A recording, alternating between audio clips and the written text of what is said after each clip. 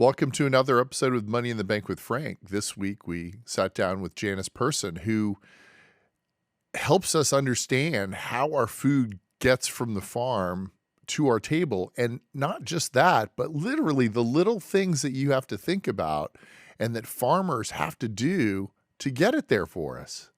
Stay tuned and take a look at, watch some more. Thanks.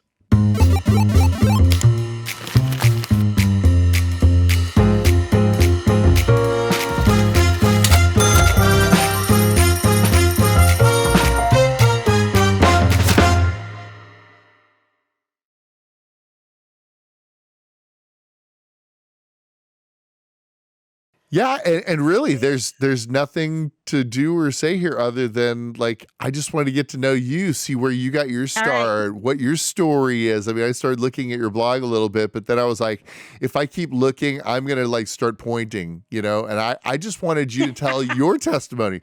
How did you get started? And obviously, you've been doing this yourself as well for a while. How did you get started? What was your motivation? I mean, usually it's maybe there was an exit event or God. something.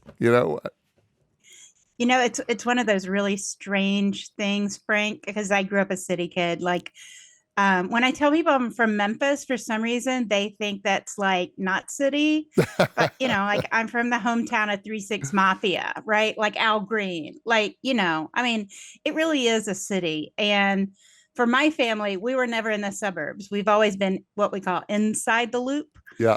And my parents gardened. My grandmother also always, like any good Southern woman, she had tomatoes, right? And things like that, no matter where she lived, even in an apartment. Um, but only because a friend of ours had some agricultural magazines and I was studying journalism, right? And this is way in the way back. Like people won't know this reference unless they're my age. But there was a magazine called Life magazine that had these amazing photojournalists that Sure. worked for it. And the photography was just incredible. And as a kid, that's what I wanted to do. I Wow. wanted to get a job with like Life magazine. And, like Nat Geo would not have been a bad backup, but I loved the idea of the kinds of travel that you would see in Life.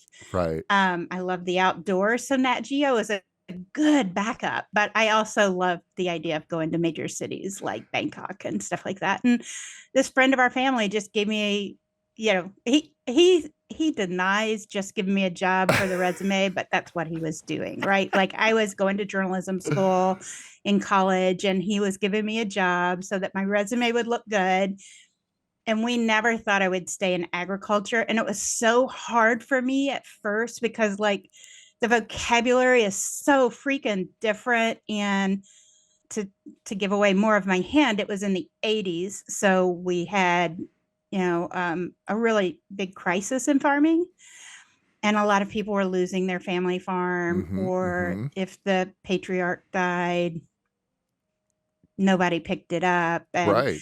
And it was really tough. And so I was working there and just assuming like I'm getting my street cred, that I can do writing, that I can do whatever. And he let me take photos and stuff. And then I went to the first farm interview I did. And this beautiful man who just recently passed away, Mr. Ray Young in Louisiana, he was 94 when he passed away last weekend. Oh. He pulled up in his pickup truck in this cotton field that was, it's midwinter, so totally just dirt as far as the eye can see, and Yeah. cold and gray and rainy. And we pulled up in this pickup truck and he's like, all right, let's get out. And I'm thinking like, oh, what are we going to do now? And he pulled out a shovel from the back of his truck and he dug down into the soil and he picked that shovel up and he started asking me, what did I see? And we started talking about all the things that he saw in the soil as a farmer. And he was doing some things that were pretty new at that time called stale seedbed, no-till farming, and conservation tillage. And my mind was blown. And then that lovely man took me back to the house. His wife came home from the bank and we had tomato soup and a grilled cheese, and I was sold. That's Like it was like, first off, I've learned so much about the soil today. And he knows I'm hungry and cold, and he's going to get me tomato soup and a grilled cheese. Like I'm sold. So I've ended up staying in the industry for decades. have worked for PR agencies, worked for a really small seed company that was traded on the New York Stock Exchange called Delta and Pineland Company, which in the 90s was a big entity to work at. They were one of the first companies in the world that had biotech products. So that was really cool. Then they became part of Monsanto. I became part of Monsanto, had plans A, B, and C. And then I was part of Monsanto when things started really shifting. And when I lived in New York, nobody cared about food. I think I told you I lived in White Plains, New York, and worked for a PR agency up there, and nobody cared about food when I lived up there. But then suddenly, Chef Focus came in, and people started wanting to know more about what was in their food. And they hadn't seen the progression I had seen by being in it for decades. But they're my friends. Like, these are the people I grew up with, right? These are the people I still know. That's my family. And they didn't know anything about biotech. And so I started a blog, and I started being on Twitter, and I got that verification. When you were OG, you had to really earn it hard labor, kind of earning it. Right. Right. And so since then, I've always been involved in the conversation of trying to connect people who don't understand agriculture with those of whom it's in their blood. And I just sit on a weird kind of bridge between those two audiences, because I've lived in small towns in the Mississippi Delta where, the only people are farmers, farm workers, etc. Right? Like, that's all there is in a small town like Benoit, Mississippi, where I lived. And I'm living in St. Louis, and, kind of stuff like that. But sitting on that bridge and kind of connecting people, it's mainly been through PR, but a lot of social media and a lot of storytelling, all those kind of things. So I started my own business in 2019. And so now I'm on that entrepreneurial journey so many people do. That's a long version of my story, but it really feels short when you've lived all those. You could take each one of those like moments and segments and really draw out a whole chapter. What it really starts out at is like, and I use this statistic a lot, 100 years ago, over 90% of us would have been doing something food-based or agriculture-based, and now we hit a button and it shows up on our doorstep. And so no one really pays attention to where it came from, what it is, what it takes to get it to you. And the farmers that most people get to know are at the farmers markets, and they have a very specific niche, right? So it's like, if you compared all contractors to the people who just build homes in residential areas, you're missing like the bulk of the construction world. Right? And people don't realize that about food and farmers markets as being one tiny slice of the farmers. And they're great farmers. I love farmers markets, but there's a whole lot more to it too. I was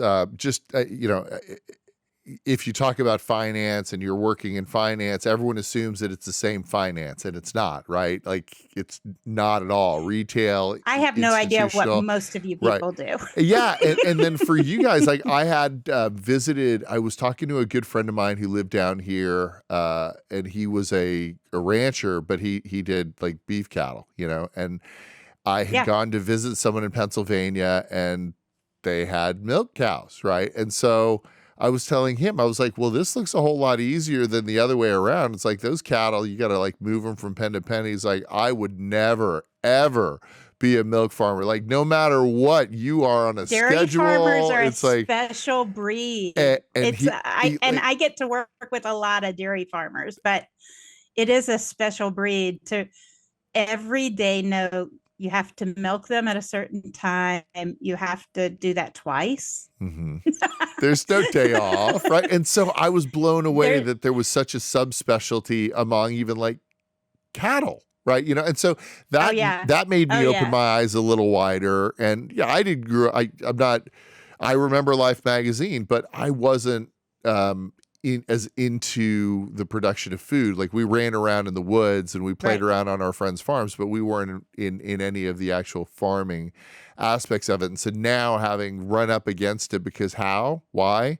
Because, I wrote a check and Yep. now I'm interested in like learning all about it. So I took an agronomy class here at the Dallas Community System. And of course, it was right during COVID. So we couldn't even grow a plant, right? So it was like trying to learn that Right. on TV is totally different than trying to learn it. Well, and there's some great YouTubers that try and share what's going on in farming. And I mean, some farmers that I know have YouTube channels that are amazing, but it's still different from doing it. And it's still, and some of them share the bad days where, but that's because like getting a tractor stuck in the mud is like dough on YouTube, right? So, Yeah.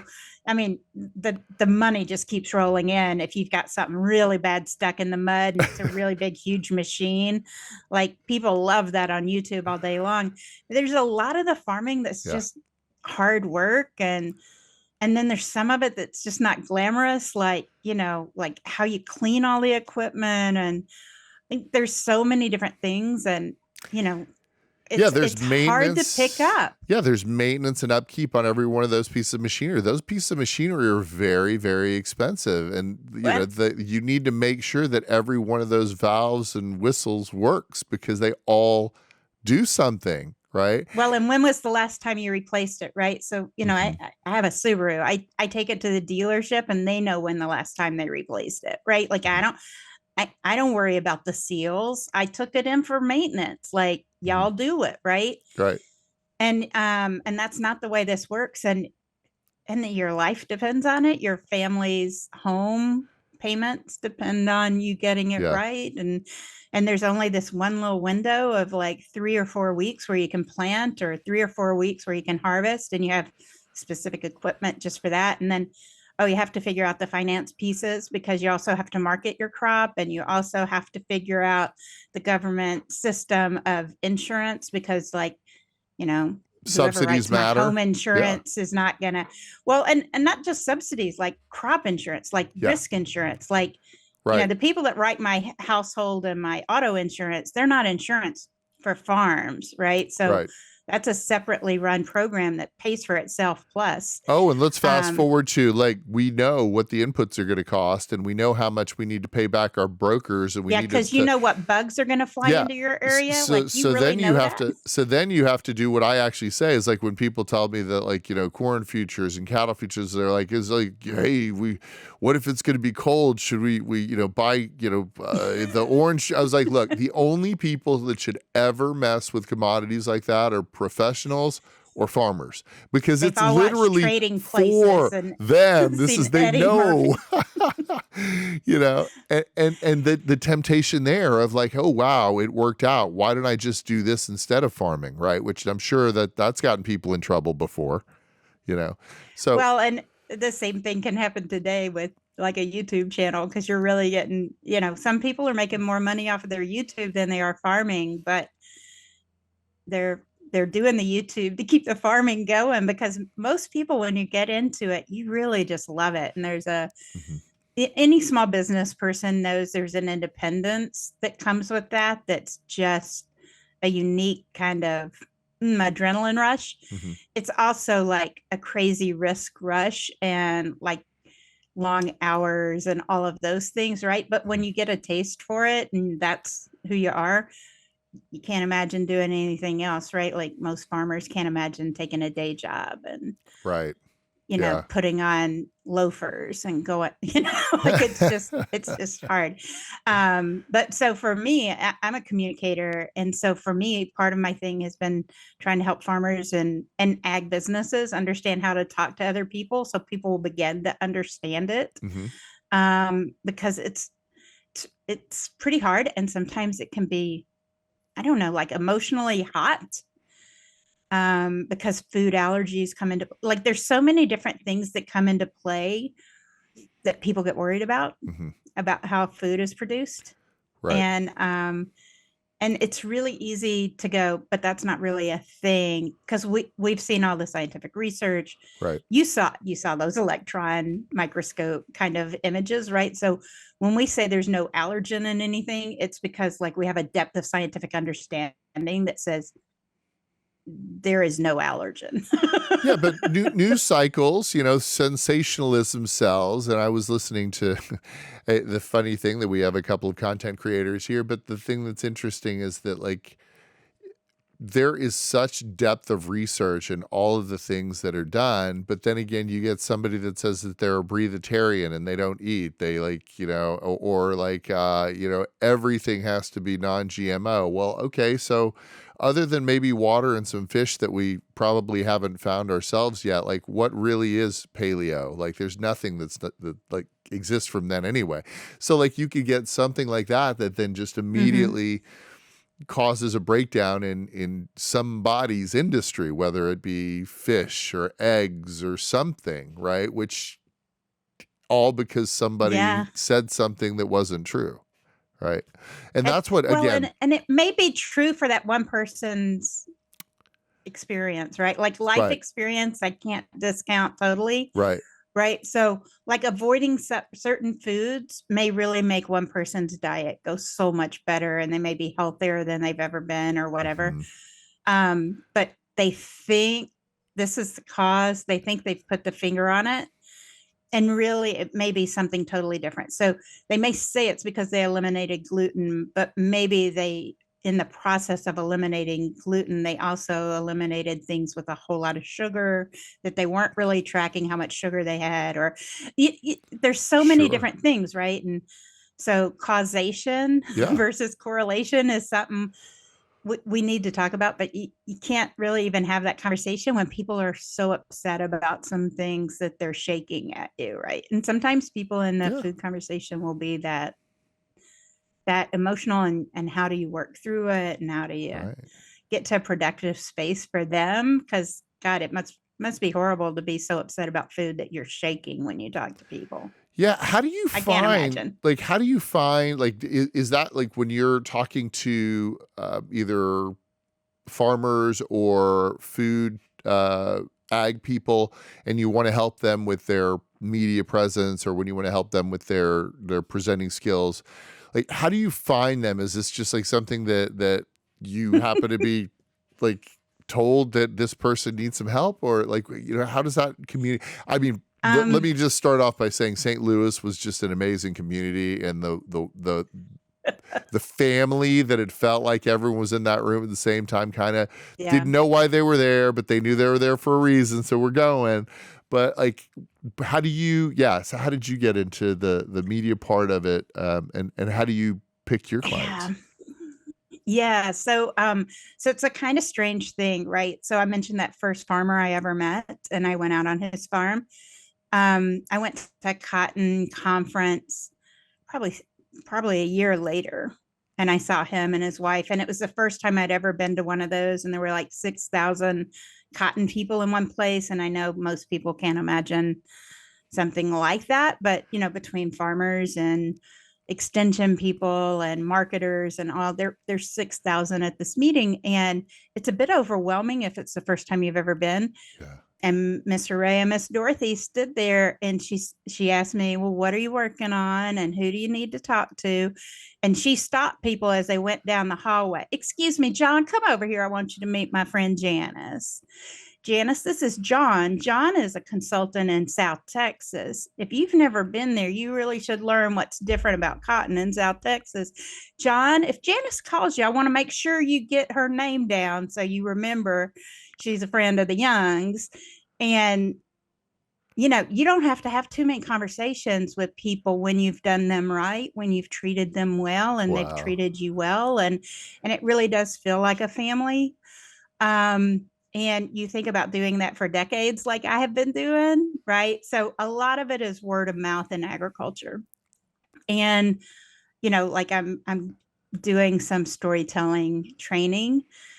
It's something that I love doing. I love being an educator. My mom laughs and says she turned around one day and all of her kids are doing education, and none of us but one went into education. She didn't think, like she looked at our like degrees and stuff and thought, well, one was going to be a teacher and the others, how did y'all end up teaching people? But we've all of us seem to break down complicated things and help people understand it, right? Like whatever it is, it's in our heads. We do that really well. Mm-hmm. And once you start getting involved in doing some of that, I've spoken at a lot of national conventions that gets you on big stages where a lot of people see what you're doing. And it's a skill a lot of farmers want to build. Mm-hmm. When you think about it, more and more farmers are selling some things online. They may not be selling everything online. Mm-hmm. Like a Wagyu beef guy, I went and talked to him, and most of his sales are through Facebook now. Wow. Like he posts what he's got going on Facebook, and what kind of, he's got a couple of steers going to the butcher shop this week, and here's what he's going to have. And people come out to his place on Saturday and Sunday and pick it up, right? Like, Yeah. so some farmers are like that. And then some people are the ones like here in the Midwest, we have Prairie Farms is one of the big dairy, cooperatives. Those farmers, Orlando Lakes is a big farmer cooperative, right? And those farmers are the ones that pay for the marketing of their products and all that kind of stuff so that it ultimately gets to consumers like me, and talking to them about how they can be the face of those businesses too, right? Like, Mm-hmm. so often logos only have whatever the logo is, and so much more is wanted now. People want to know that's a farmer that, oh, wait, when I'm buying milk, it could be from Mary's farm, or it could be from whoever's farm, right? Yeah. Like people like the additional touch points. They like that there's a different trust you put in people when you see face to face. And more farmers, I joke, my brother-in-law is a roofer, and I joke that, if roofers are the next people that have to be really good storytellers, that's a skill set that you have to develop. Ooh, wow, that would make a difference, right? The same in finance or whatever, right? There are always elements of an industry that need to be storytellers. Yeah. But when you start thinking those people at the very earliest levels need to be storytellers, you kind of take the folks that have more of a penchant for it, more of an interest in it. Maybe there's somebody on their farm that's really interested in it, and they're willing to put in the work to get good at it, because it's not always easy, right? Like if you've never come into a major metropolitan area to talk to people about the foods that you're growing, you suddenly have to deal with all the things those people have ever heard about whatever it is you're growing.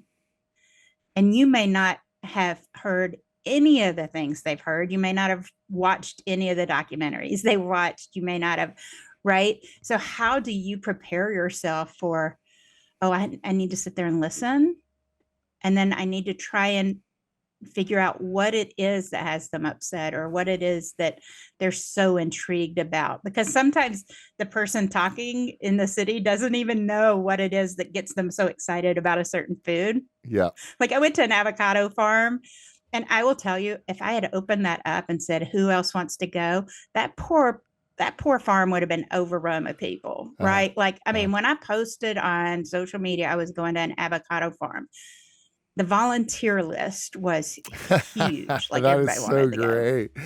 But that's the Right? thing. It's like we have, we've got people that we trust. We've got people that we like their content. It sounds to me like you were done the minute that he went in there, grabbed a bunch of dirt and pointed out things that you were like, well, that's kind of obvious. Captivated my imagination, right? Like right? he started going, do you see this? This is earthworm trails. And you know what that means? That means this soil has enough organic matter. It's really feeding the earthworms. And you know what earthworms do? Earthworms help dig all these nice little spidery trails. That lets the water soak down into the soil instead of wash off. And I'm like, tell me more, tell me more, tell me more. Right? Like, Yeah. how do you not want to know more? Like, well, wow. So unless you deep dive into YouTube, right, to learn all about this, like, can you, when the first investment that I made alongside these guys up there was for talking my own book, private investment, blah, blah, blah. But like my first investment into the ag space, got me into looking into BT, which of course, when you see something that's like initials, it's got to be bad for you because I'm thinking immediately DDT, right? And so then you have to start learning that like that's Bacillus not the thuringiensis. truth, right? Yeah.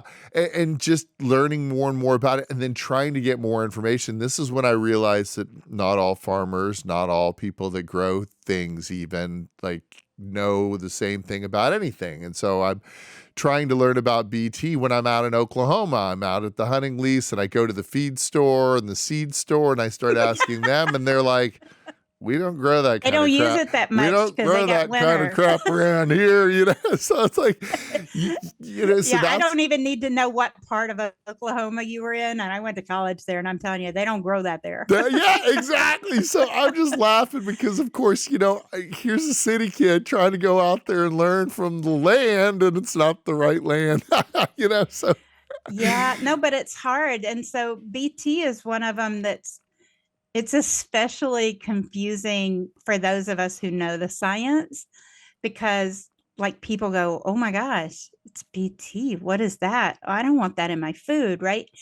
And yet they go, give me the organic stuff. And we're like, but they can spray BT on organic things because it is organic. It comes from the soil. And so like, it's so confusing. Right. It's so complex. We talk about, like peeling back the layers of an onion on a lot of things, right? Mm-hmm. And agriculture has so many layers and the layers are so deeply complex that it is pretty hard to kind of get in all at once. And usually the things that drive you into a question of, I'd like to know more about agriculture is because you've heard something that concerns you or something that interests you, right? So, when Mr. Ray pulled up that spade of soil, I was like hook, line, and sinker in. But if it had been claims by some environmental NGO, I could have just as easily been hyper concerned about the soil on his same farm, right? Yeah. Like the same things could have. And so it's really interesting because farmers will think like, well, there's no common sense to that. Why would I do anything that would mess up the soil? Do you know my great grandparents settled this land and like, I want my great grandkids to have this land. Like, the idea is every farmer. And I think people have that feeling about farmers, but they don't always see it reflected in the overall food industry or something like that, right? Because it's hard to get down to one farmer level. Yeah. When you go to a grocery store and you see all the foods in the world, right? I have a podcast I talk to farmers on, and it's been on hiatus because I'm working on some other things, and it's not my paying gig. It's what I really love, and it helps me get some other gigs sometimes. But like I've interviewed pepper farmers, like somebody who just as a kid learned that he loved hot pepper foods because he had a friend that was Mexican, right? And when he'd go to his friend's house, his mama's cooking was on it, right? Yeah, yeah. And then he'd go home and his mama never used that stuff. And so he's like, well, let me know what that is. I want to figure that out. And years later, he started, growing peppers. And now he's like a packer shipper, a grower packer shipper. And he has farms he works with up and down the eastern seaboard, right? Because he just loved peppers and hot food as a kid. Yeah. And it's hard to believe that you could see his logo in the grocery store, but actually you can. And I do when I'm in the Carolinas and stuff. It's kind of wild. That is so great. Yeah. Yeah. And I've talked to watermelon farmers who are the same, right? Like, and they loved watermelons. Their granddad is the one that started it. And, all those kind of things. It's just beyond to me that you can get to know the people that produce the food in the grocery store. And I know a peanut farmer who produces for M&M peanuts, right? Like, I mean, get out. So let me ask you how this. How many times in the airport have I picked up peanut M&Ms to get me through the day, right? Because I needed a little something. Yeah. So what about like one of the things that when I think of people that maybe, we all get pigeonholed in one way or another for a lot of different reasons. And I've known a few people in agriculture, not necessarily farmers, but like, they tend to have a bit of a chip on their shoulder sometimes because I actually do something and you just sit behind a computer, right? And so that chip on the shoulder also can come out because maybe of some insecurities too, right? So like we don't Yeah. realize just how smart they are. They're basically engineers that had to figure it out on their own on an ag side, right? You know, It's a little bit crazy. Like they have to know so much about finance to get through and be able to fund that business. mhm, On like they get paid on a crop once a year. Um, you get paid once a year. Like I have trouble when I worked at a job where they paid me once a month, right? right. Like I mean, come on. Yeah. Um, but you think about there's so many different pieces. They have to be able to be engineers. Some of them are close to being veterinarians if they have livestock, right? Like Right. they have a veterinarian that's on call and stuff. But I mean, you learn way more than any pet owner does, right? Yep. About animals and all that kind of stuff. So the fact that then a lot of times they're considered hicks or not as smart or something does put a chip on shoulders, right? Mhm, Like mhm. you see enough movies that make you the dumb guy in the And movie. I Thank believe, God Hallmark movies have turned that around. yeah, and I'm just, I don't watch any of these shows, but I have a wife and she does. So there's like now they're coming out with that, the farmer's wife or whatever, and I'm like, oh, please don't make this a, don't make him dumb. Please don't do that. You know what I mean? Yeah. But I Oh, don't want them to do that to whoever it is, right? Like yeah, I grew up with a mom who was a secretary, office manager, whatever you wanted to call her. She ran the place for, yeah. I mean, they didn't have chiefs of staff, right? Like she was the one who She was kept the things operator. running. Yeah, she was the operator. Yeah. Yeah, And people used to downplay the role of women as administrative assistants and secretaries. And I'm like looking at my mom going, this place would fall. And when she got a new manager, they all realized, oh my God, this is the woman you need. Like, I need this person on my team, right? yeah, So I think people do that to a lot of different jobs, but most of us know a hairstylist. So how much fun can you make of hairstylists? Even if you want to make fun of lawyers, eventually you need one, hmm, right? hmm, Like it's all those things. And a lot of us, the physical distance between us and most farmers, they live out in places that we go to for recreation or we pass through on the way somewhere else. And so we don't always get to know, what hmm. really moves them, which is kind of sad. Um, but really smart folks, like some of them have PhDs and master's degrees out there working. I mean, Yeah, I know people that have PhDs in soils, right? Like I thought I learned a lot by looking at a spade of soil with Mr. Ray, and there are people that have PhDs in soil. So yeah, like my learning is like incremental, tiny, and yet I feel so great about what I've learned. And that happens constantly. And it's yeah. shared over and over again on social media. So you may have learned one thing and maybe don't really understand any of the context Well, around it. it sounds like you really have like you fell in love with it as much as and as long as you've been doing Yeah, it and putting people together. It sounds to me like you feel like you haven't even I scratched the do. surface of everything that's kind of going on around there. Is there a lot of I've change? scratched the surface of most, but not everything. Change? Is there a lot of change? Yeah, Did so you like, really just ask obviously that? there's every time you turn around, there's like this is bad for you, and then 5 years later, this is actually not bad for you. This is good for you, and then, it seems it's always been Yeah. kind of circular depending on which lobby's been which one's better. But is there I anything? think I think one of the it things does that I seem like it's noticed. because a lobby understands more, but a lot of times it's because science just keeps getting deeper and we Mhm. learn more, right? So I've got full fat butter in my house, right? Like and I love the full fat butters, not like the Yeah, skim milk I'm a huge versions fan of of whole butter, milk. Give me the whole milk. I want the right? whole milk. I want the whole thing. I want but it but all. what we've learned about fats over the years, they learned a few things and they were bad things, and we all kind of went, well, I don't know. And then they learn more, and it's like, oh, but the interactions, it's like all the other things, right? So it there's always new stuff being learned, and the technology in agriculture is unbelievable. Like the things that you can do, and some of the safety that brings about for the people involved in agriculture just blows my mind. And some of the things that helps us understand about the wildlife that we're also serving with that land, because while we're growing the crops here, we have a lot of woods around it or Yeah. whatever, like you have to look at things a little more holistically than maybe you had to look at it, 80, 100 years ago when you were just beginning to be able to grow food on a piece of land. Hmm. But, so many of us, like, I really excel in anything other than growing food. Like, I mean, I grow my tomatoes the way I'm supposed to. I And love that. I I just grow love that. some herbs.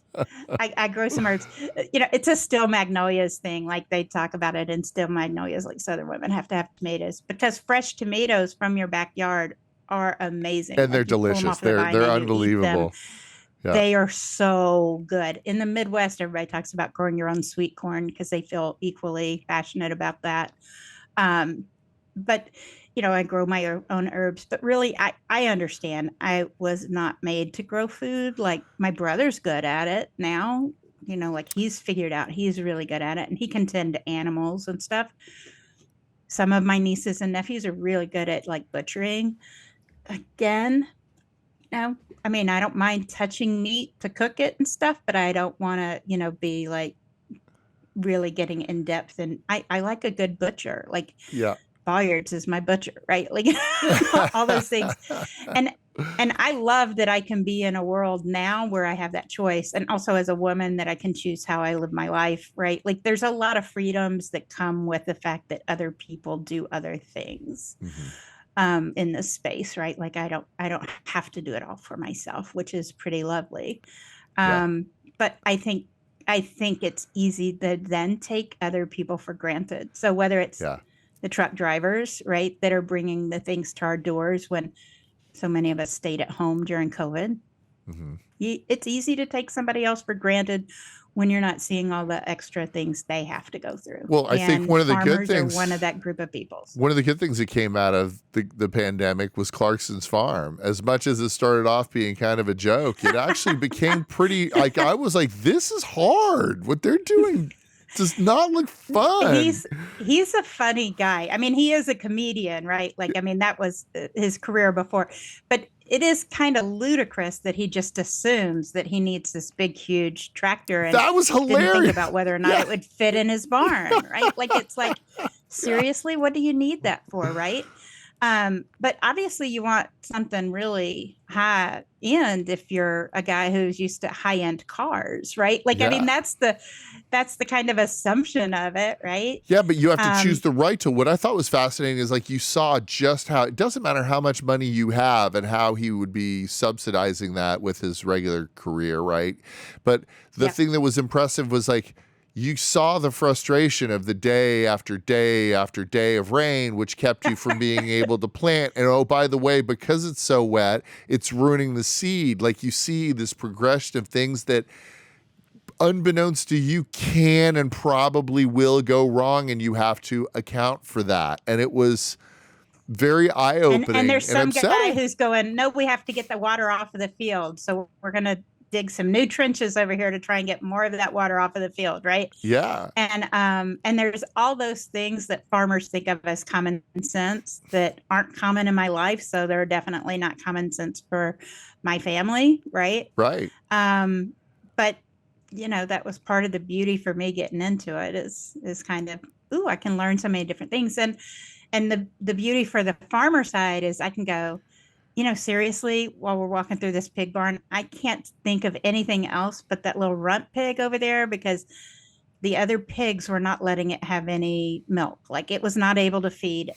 And seriously, I don't know if it's because I watched Charlotte's Web or something, but I cannot listen to anything else you're saying because I'm still worried about the runt pig over there. And they're like, but no, there's like an employee who's going to come in here in a second and they're going to get the runt pig. So I don't have to worry about it. Right. Yeah. Like, and they know because this is the way it works. Because when you have a new litter of pigs, there's these different steps in the process. And I'm just sitting there going, no, there's no other step other than somebody help that runt, You have to right? close Because that loop, I right? come at it with like the pet, yeah, the pet mindset, like, no, you got to take care of the runt, right? Like, Yeah.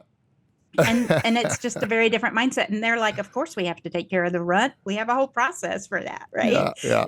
It's done every time, there's almost always a runt. Yeah, there's the triage. It's like it's a process, it's a protocol. We got it covered. Move on, right? You know. Yeah, but I would have never thought they have to have all those kind of things, right? Until you get in the barn, and then they're like, is that really why you couldn't get past it, Jan?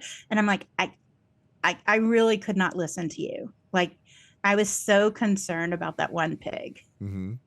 that I couldn't listen to you. And they're like, oh, Interesting. okay. And I went, so if you slowed down and you helped me understand that when you were talking over there and we asked about, like that would really help me continue learning on the rest of the tour. Yeah, so they're Right. desensitized to certain things that keep you from continuing to learn because, again, you're just a city slicker, right?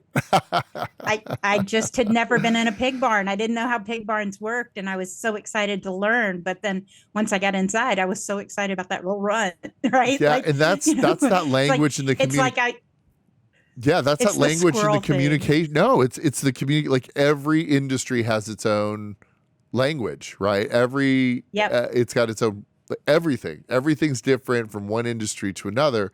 They all have similar challenges, but they're different, and that's the same thing. It's like, well, of course, someone's going to take care of the rent, but that's not the priority right now. So let's keep moving. Yeah. How But many runts do they have in a farm but in a year, right? Like yeah, and they're not going to let all the runts just squandered away, right? Like yeah, they yeah, understand. yeah. But right there, that was having to, you know, re-educate you as to no, it's It's the fine. We're gonna difference move in on. Let's explain it. mindsets, Yeah, right? yeah, yeah. And They come being into able it to with a teach farmer them that. mindset, and I come into it with a city mindset. Yeah, but being able to Yeah. teach them, there's more city folk doing that, right? So we need to understand that instead of feeling upset about that, right? And so that's what Yeah, you've been able to exactly. do, or hopefully you're able to bridge. I just think it's great. Yeah. I enjoyed so much watching that Clarkson's farm. And the first episodes were, of course, just because I was used to him being a clown. But then watching and seeing how the food that was being delivered from this horn of plenty really Oh, was getting to us was just fascinating, you know? And it, like it you, is it is amazing like you said, to watching them watch. even And building that like extra place that they needed to do in order to break even because something wasn't working out. Like you said, the people that are selling now on Facebook Marketplace. Do you see that at least are we moving to like we said, there was Farm Aid back in the 80s. There was a lot of issues that were going on with yeah. families and family farms. I know lately you've heard about multi-billionaire after multi-billionaire buying up farmland or whatever. But is there do you see the agricultural complex growing in a good direction? Like one thing that I did notice when I was at that Danforth Center was they seem to bring up that these are things that we've been doing or Monsanto has been doing and Bayer has been doing in the pharma space for years. We're only now realizing that we can use some of this similar technology in the ag Yeah. space to make things even better. And so is Yeah. that the direction you see it moving now? It's I would say it's different in agriculture versus farms. There are two different things, right? So in agriculture overall, the technology just keeps innovating at like mad pace, right? I talked to a farmer the other day. He goes, people are so excited about the Teslas with auto steer. Well, I've had auto steer on my combine for 20 years, right? Like, give me a break, Right. right? Yeah. And he's like they get excited because they just got lane assist. Well, mine has been lined up absolutely on the dime in this field for 20 years. And so we forget how fast innovations come out in agriculture and how much they can do. And people go, well, why does that really matter? Well, some of that equipment actually, the difference of lining it up exactly where you've planted, you're talking about, will you rip up the roots with a cultivator or will you not rip up the roots, right? And You don't have to be brilliant to understand if you rip a plant's roots up out of the soil, it might not have as good a chance to be as much of a thriving plant, right? Yeah. So there's some of those technologies that are just amazing, and the science is so incredibly deep, and the data knowledge of getting information so that you understand what's happened on a farm for 20 years and you can really understand what cycles come. And is there one area of this field where if you just made it flat, it would do so much better? Because right now there's a big dip there. Could you just kind of even that out and make a huge difference in your yields? Yeah. Most farmers would love to know those things, and they've been learning those things for a long time. Yeah. Some of the science about how to deal with plants that don't shut off. Have you ever had one of those kind of lilies that people give at every funeral? There's always these kind of lilies where when you bring them home, because eventually house plants come home, they'll lay on the floor because like, oh my God, I need water so bad. I'm gonna lay on the floor. You water them and they're like bright and shiny, happy. It's Yeah. a weird plant that does that. Well, like, wouldn't it be nice if the corn started showing it needed water significantly enough that you knew, ooh, we better go water it, and it doesn't cut off the plant from growing anymore? So just keeping that pathway open on some plants is a radical shift in that plant's physiology that allows it to stay in this variable weather that we have right now, where you suddenly get a cold snap that may make the plant cease to take water up for the rest of the season. That's fascinating. It's I'd like love just to something figure that out how to make a tree Yeah. that doesn't stop growing. Right now, my maple tree has all these bright new shoots coming out of it because it's in the 50s and 60s. It was 3 degrees here the other day, right? But now it's in the 60s. Yeah. And my guess is winter will come back.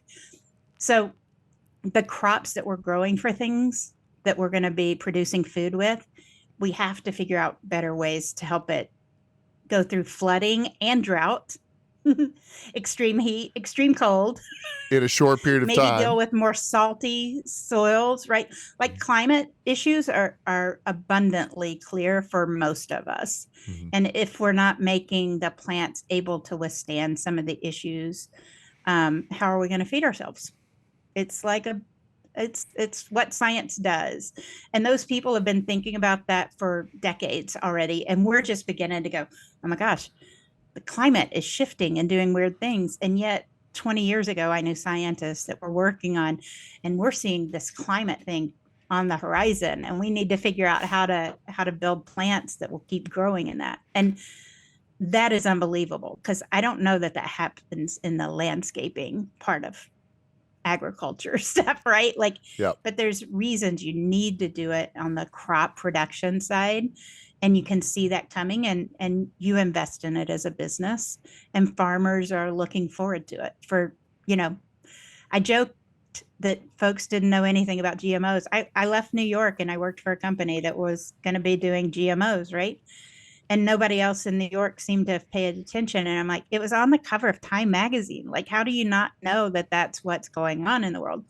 But people have short attention spans, just like me, right? Like, so you don't always know what's coming, and then it Yeah. comes all at once. But it's really incremental change in agriculture. It's always changing. It's a sequence of change all the time. Mhm. And what I love is you have this amazing set of like profitable businesses that are doing things for profit that people like you invest in. And then you have things like the Danforth Plant Science Center that is a nonprofit organization and that has been working on things like cassava for people in Africa because it's a primary starch in their diet. Like, Fascinating story. like Yeah. wheat and rice and things like that. But cassava really matters for a large number of people in our population. Mhm. And somebody better be working on it, right? So we have nonprofit groups that do that, and they collaborate with a lot of these for-profit organizations too, right?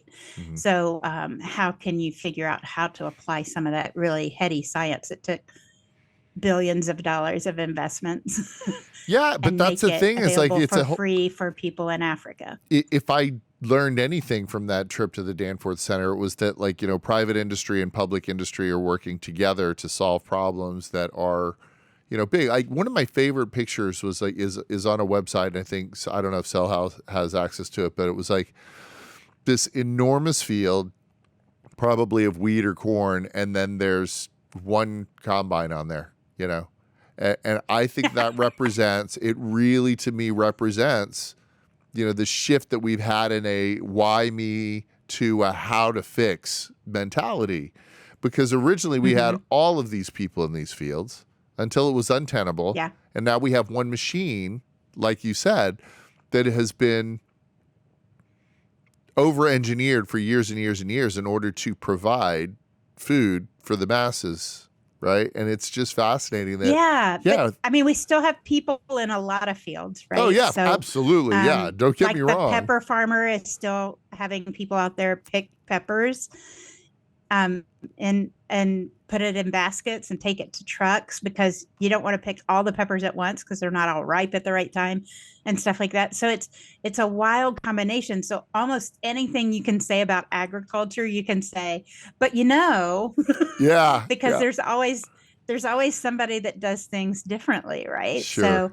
So it's really, that's part of the issue with trying to understand it, is you learn some things and you mistakenly think that it can apply to a lot of things when it might not. May be really focused here. But seriously, having lived on the plains in Oklahoma, I love that other people are growing wheat so I can have my breads. I love breads. Yeah. Like, give me cinnamon rolls for breakfast. That's good. I'll have a sandwich with some really nice fresh bread. Like, let's get those people in the Dakotas growing all the pasta wheat. Out in Arizona, the really fine pasta wheat, right? Like, because I like that. Oh, wait, the people in Ohio, they're focused more on the bakery kind of wheat. So like more like for cakes and things. That's very different.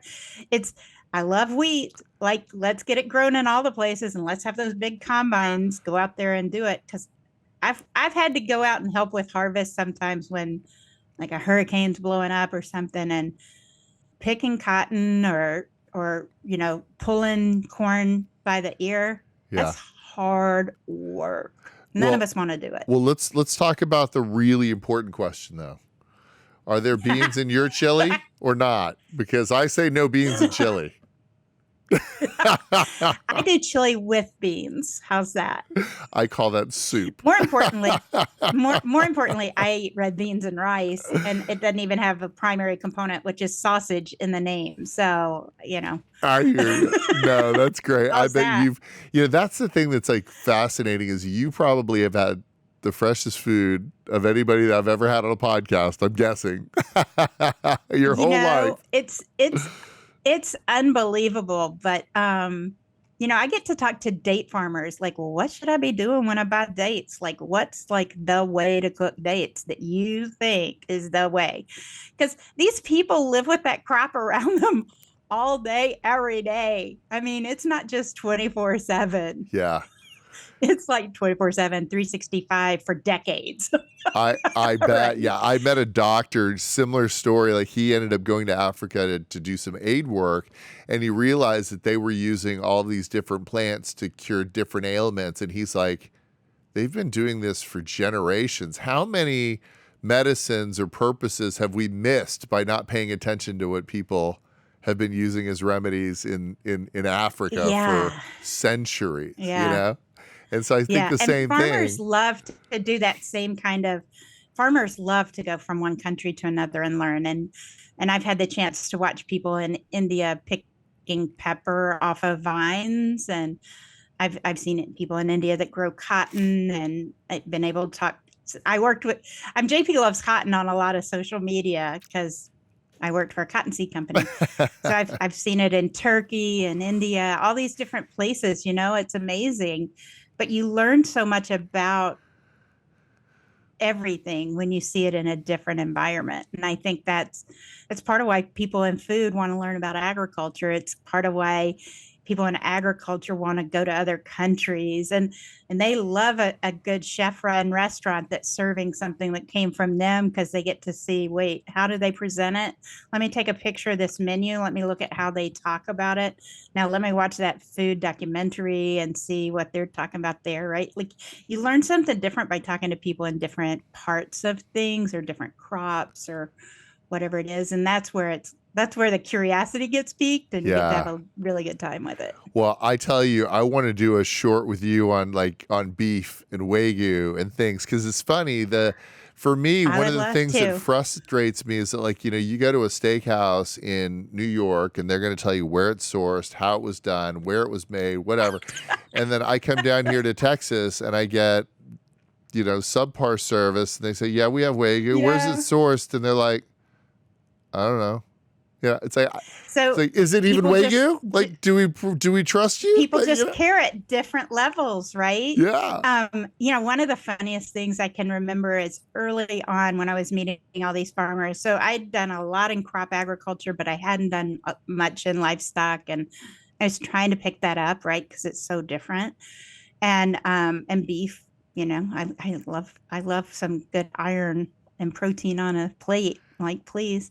And we went to this one restaurant, and the hostess was doing exactly, or the waitress was doing exactly what you're talking about, explaining how great the meat is, where the meat comes from, all this kind of stuff.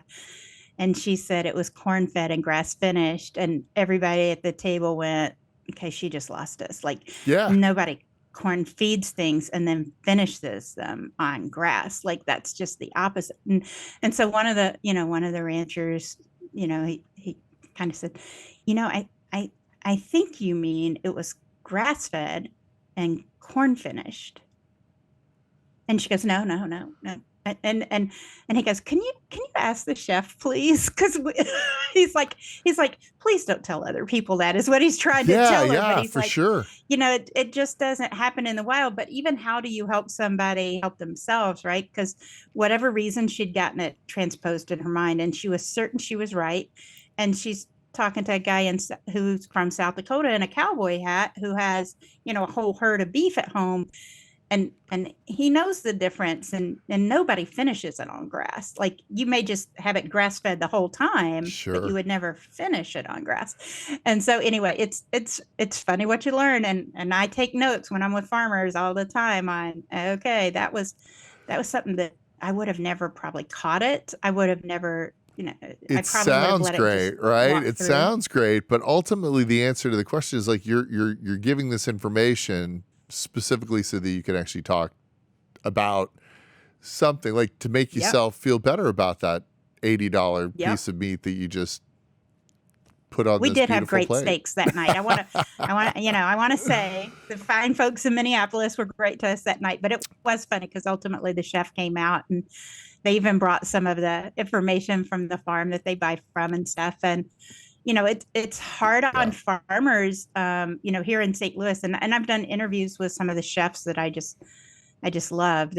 Seriously, this butcher shop that I love so dearly, they also, you watch the butcher. Yeah. Did you look at that one? Like, you can watch the cut room from where you're having your lunch or your sandwich or something. It's like I'm eating a French dip and I'm watching them cut meat. This is kind of like my favorite place in the world. Oh, right. I've seen places like that, and I love it. Yes, for sure. For sure. It's like I get to see inside, right? And they do classes on how it works and all those kind of things. But it is intriguing that sometimes in the past, farmers would have a contract with somebody, and maybe the restaurants didn't stay on that. I think that's kind of gone away. I think COVID really got a lot of farmers in a weird spot with restaurants, right? Where restaurants suddenly didn't have people, and the farmers who were selling direct to restaurants suddenly had to find new markets to go to. And, so more of them are selling direct to people, to consumers themselves. Some of them were ultimately able to increase the amount of business they were able to do, and maybe increase the size of their herd. But there's always something in agriculture that's getting an economic hit. Dairy's been in a spot for a while where It's hard to be really profitable in dairy. Mhm. So, I talked to a farmer this past season on the podcast who decided, so he wanted all his kids to be able to come back to the farm. He didn't want to have to pick, Yeah, right? Like, what a horrible thing to think you have to do to choose which of your kids gets to pursue their passion because your farm can only fund so many households. So they right. started a cheese business, and it's wild, but now I can go to my local grocery store and I can buy his cheese. It says his name right on it. Right? Yeah. Like, I love it. Well, that's the thing that I was talking about is like, a lot of these different ranches that are actually doing specialty cuts of meat, specialty types of meat, like the Wagyu, like, because the presentation isn't done right, they're getting a bad reputation as well. And so, Yeah. Well, there's and quality part of it, control in that part that they don't realize yeah. they're doing the disservice as well. Right. And So, and part of it is like people like me love the idea that everything is being used instead of just the prime pieces of meat, right? Like, I mean, let's face it. A lot of us go to steakhouses, or a lot of us go to burger joints, or a lot of us eat wings, whatever it is. Like, there are things within each segment of agriculture that we really enjoy those. But, as a farmer, you're going to have to make money on the entire product. You right. you don't get to say, oh, but so, Yeah. figuring out that they're like the best at recycling and upselling and all of those kind of things, because you have to find a use for everything when you're on the farm. For Like, it's sure. just the way it's done. Yeah. So if it means you take the lower quality cuts of meat, that means you just learn how to cook them better than other people do, because you're going to make them taste good. Dirty birds too. Sohill. I see Sohill pulled up that picture that I absolutely just was like, wow, this just says it all to Is me. it a field, you said? Yeah. Oh, So it's, yeah. Yeah. yeah. I Yeah. love drone footage. Yeah. And I feel like when you were talking about like being able to flatten out land, with all the new technologies that we have that are not terribly new, but like now being used in all sorts of things because the components got cheaper, Yep. all that drone footage and being able to see where the water is, like, where the mosquitoes are coming from, where is the water setting, where's all this happening. And it's not that expensive anymore to have those running all the time to see where the herd is and so on and so Yeah. forth. Well, So, it's amazing when farmers have fields like that. They usually know the exact slope of the field, like to how many degrees. And remember, most of us understand that we're on a globe. The planet is round, right? So there's always like something to be done to get it to where the water will drain from where you have a well here and you're having the water go across the field, right? yeah. So they do level the land in a way that will let you pull that. I had some farmers yesterday sending me pictures of rice ground, right? And rice is an important Efficiency. crop that's grown Yeah. in Texas, but you have to be able to keep water on it because it needs more in season. So you just put water on it and it just stays there. It's not like you're always putting fresh water on it. You put water there and you make it stay there, right? Yeah. But you don't want it all to go to one end of the field and stay just there and flood Right. everything out. So Right. the precision people understand on farming. I mean, I go out and water my yard. Do I really know how much water I'm putting out? Like, I don't have that kind of high-end irrigation system. Farmers will tell you, I just need a quarter of an inch on this field. And they have this precision thing that they come up on their Well, phone. water isn't free. They got to be efficient with Exactly. their spending. Exactly, right? Like, it's like I control my heating and air from a Nest or something, right? Like, by my cell phone. They're controlling their irrigation systems, their Yep. all kinds of stuff. They can check what's going on because all of those things are using energy and gonna use money. Yeah, for sure. Sohill, did you have any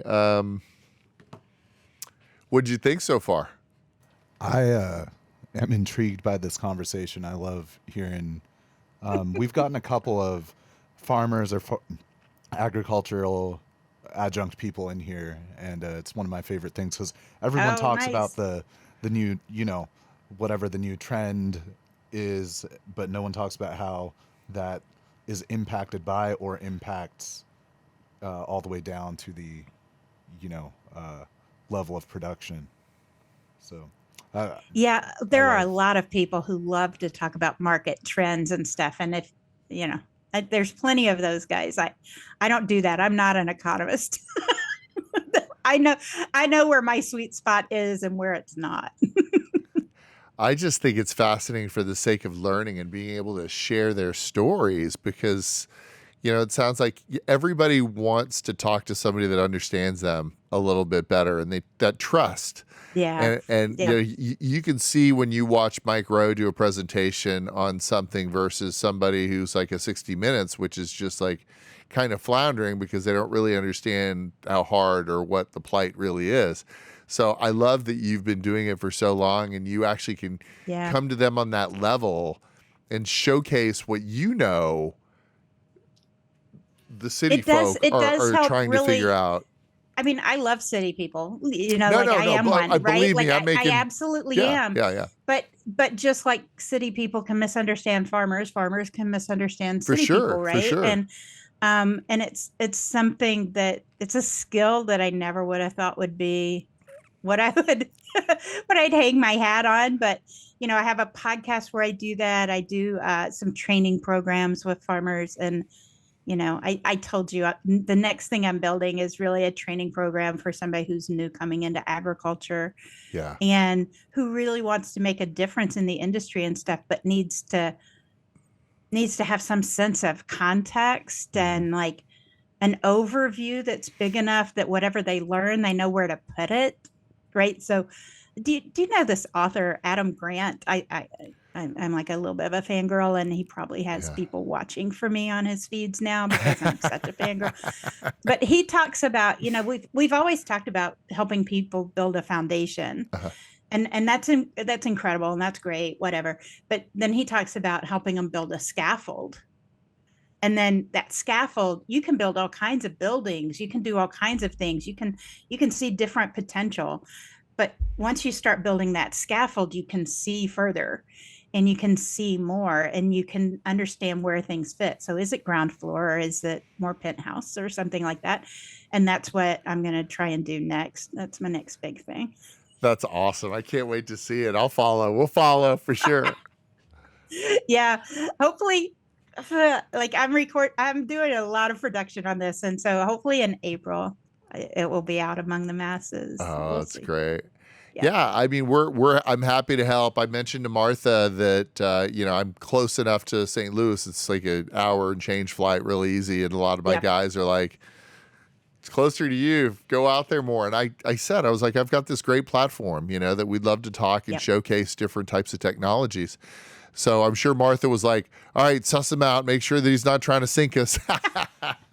But I really, I mean, I worked for Martha for years. And Martha, I wouldn't imagine she would put me in touch with somebody because she thought they needed sussing out. Yeah, no, it was just, I just found out like when I was there and I was like, oh my God, these things are all so much fun to hear about and to like the things that they came up with, the different types of sterile mosquitoes and how one guy's addressing it, right? And like one glowed green, one glowed red, and it wasn't like a chemical, it's like a gene that they turned on. I'm like, I am so fascinated. Did you see one of my favorite projects? Yeah. Danforth at Danforth, one of my favorite projects is indigo, right? Like I love cotton, right? Like I came at it from the cotton business from the beginning, and they're working in indigo, and there's a startup in Tennessee that's been working on how do we get natural plant dyes to the point that we can use them on a larger basis. And that's freaking amazing, right? Like I love the idea of going back to more natural dyes instead of chemical dyes. And I love chemical dyes because they're great for what I have right now, right? Mm-hmm. But if you could do an indigo that's almost black, as many black clothes as I own and wear, I will be their spokesperson. Well, there's so many. Sohill in the other room happens to be an aficionado of different types of materials. He's got hobbies. What are some of those hobbies? I saw he had a DuPont jacket on. So fiber hobbies. Maybe not those materials. But I mean, I think DuPont. I don't know. They're They've probably gotten better, but I know they have some bad PR from the past century. But no, I crochet, so I use a lot of yarns and different types of yarns, and love to crochet. So my mother is a crocheter, and I almost always have crocheted things right here at my desk oh wait, I do have one. It's this year's Christmas ornament. So there you go. It's just That's a granny awesome. square, and she puts like, my mom does this for us every year. And then she puts a little tag on it so we know which year this ornament is from, right? Like, That is so cute. That's such a this is good idea. 2023. And it's just a little granny square made like a cornucopia with some little sprigs in it. That's a great. I'm always trying to think of quick gift ideas because crochet takes so long if you're trying to make a wearable or something. So I love making these little gifts. I just sent out a friend. I made a cowl, like a neck scarf. Oh yeah. I sent it But out yesterday. these she'll make as like the bow for our gifts or something at Christmas. That's She'll have a new perfect, yeah. Christmas tree ornament. That's great. Does a lot of like, my family, and I could have worn tie-dye because I love to do tie-dye. So, I could have done that. But it is those ideas. So many farmers are still doing those kind of made at home things. It's unbelievable. And so many more of us are back into it. My sister's in pottery, right? So that's how she spent her COVID. That's great. I love it. I feel like learning to do pottery. I feel like so many people found hobbies that they probably wouldn't have done. I thought about learning how to tie flies, doing fly tying. And then I realized how much space it would require. And I was like, I don't have any room for that. So forget it. It's a lot of little things too, right? Yeah, I gotta have the thing here flies, with the thing and the thing. You're gonna and have to have that big magnifying glass with the light that you work in between you and it. And that would be complicated for me. Yeah. So I gave up on that one. But I have Sohill to make me feel better about it, knowing that he crochets make me feel like I don't have to now. So that's good. I gotta make you something, Frank. I make these little hats a lot. I'll wear it. I love it. I love it. Yeah, I was gonna say if it was cold, I would probably have a hat nearby. I have a sister who knits, a mom who crochets, a sister who does pottery. Like in our family, everybody does something creative. Usually we all bleed over on whatever it is. So I love to do pottery, but I do it hand form. My sister does the wheel. So I only do a little bit of it. She does it like it'll be her retirement business probably. She really loves it. And she's good at it. But all of us have done different pieces of it. And I think learning those kind of things, even gardening for food, it's okay. You have an arrow garden and you're growing herbs. You get a different appreciation for, I just left town for 2 weeks. That arrow garden's dead even. Right? Oh my gosh. Yeah. You start thinking about what it's like for other people that do it a little bit more. Crocheting a little bit makes you appreciate the other clothes that you get. You kind of look at them a little more closely. You go, I like better quality so I can keep it around a little longer. Well, we just have to get him to learn how to crochet out of like Teflon or something, and then it'll last forever. No. I really love really nice wools and things that feel good on your hands. And I mean, you could do Teflon. I don't have a problem with it, but the idea of things that feel so smooth. There's I hope you don't mind me recommending one YouTuber, and I probably shouldn't do this because it's going to get me in trouble, but it's only for Sohill. So, it's called Sheepishly Me. And she has sheep and she does wool projects and wool things. So, what I find fast, like I was dating a girl and I had finally made some money. I was able to actually upgrade my wardrobe from, Star Wars stuff to like, real clothing. And I really wanted to know, I was like, how do you pick a suit? And she said, okay, so first thing you want to do is you look at it and you see if you like it. And if you like it, then you go feel it. And if it feels even better than it did when you looked at it, that's a suit. I was like, I like that. That. I have to feel everything. Yeah. It's when you start doing creative things like that, the feel in your hand, the feel on your skin makes a big difference. I know Sahil, he Oh gets yeah. it. I mean, acrylic versus cotton versus wool, like most people use acrylic. It's way cheaper. It's It you know, is, and I can't stand it. it's versatile. But yeah, wearing acrylic versus wearing cotton, it's such a big difference. Wool is amazing too. The animal's not getting harmed, usually. Well, I mean, so. and wool has gotten so much different in my lifetime. Like I remember wool being really scratchy and, and like cashmere was something that like, I don't know, I guess like people that went to like the Grammys could afford cashmere, but obviously never could I Yep. or something. And things have gotten a lot more reasonable and some people have worked on breeding sheep that give really good wool. And the other people have worked on breeding sheep that give really good meat. Janice loves her lamb chops too, right? So, That's awesome. so like having a little focus on things and getting to those niches, that's okay with me. I'm good with it. Yeah, for sure. Well, it was great talking to you. Unfortunately, I have to get to work. I had people calling me, blowing me up on my cell phone. So, but yeah, I I also would love need to. to return to work and just realize what time it is. God help us. I This is know, long. but I would love to, do a conversation on kind of any number of topics. But for sure, like I know that the one that picked me really, and it's just been frustrating lately because every time I go to like a restaurant, not only have the prices gone up 2 to 3 times, like literally going to eat dinner in Dallas, Texas is more expensive for me than eating in New York City. And I've gone to visit, like, so it's frustrating, wild.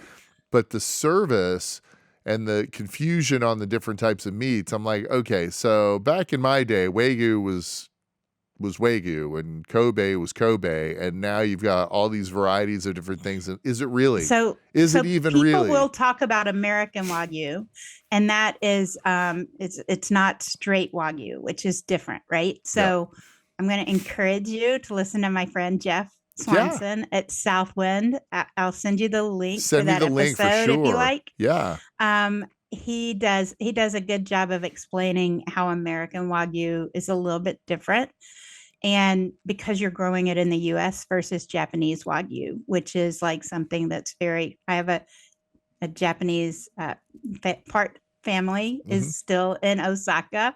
So, like I really want to honor Absolutely. that Kobe No, beef that's is great. very different, right?